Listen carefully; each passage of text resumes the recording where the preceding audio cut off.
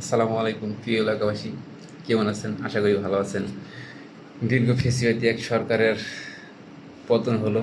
আমরা আজকে থেকে মুক্ত স্বাধীনভাবে কথা বলতে পারবো, স্বাধীনভাবে চলাচল করতে পারবো।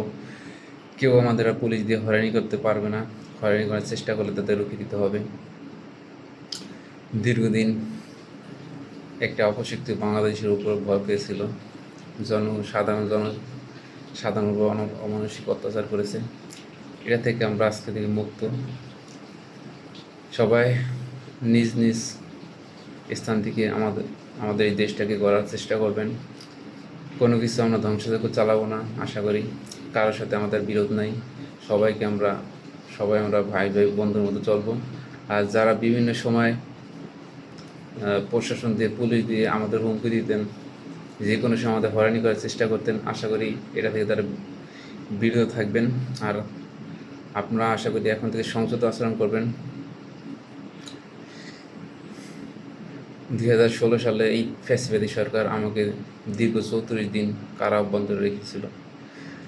একটাই অপরাধ, আমি ভিন্নমত পোষণ করতাম, আমি আওয়ামী দুঃশাসনের বিরুদ্ধে কথা বলতাম। এটাই ছিল একমাত্র আমার অপরাধ। দীর্ঘদিন কারাভোগের পর আমি মেডিকেল ভর্তি হলাম। সেখান থেকেও আমার মেডিকেল ক্লাস পরীক্ষা রেখে আমাদের হাজিরা দেওয়ার জন্য সেই ঢাকায় যাতায়াত করতে হতো। কত কষ্ট, কত অমানসিক পরিশ্রম করা লাগছে আমার। সো সবাইকে ধন্যবাদ, সবাই ভালো থাকবেন।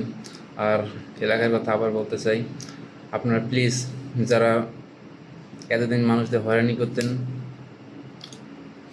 কথা দিয়ে, প্রশাসন দিয়ে, আপনারা আজকে থেকে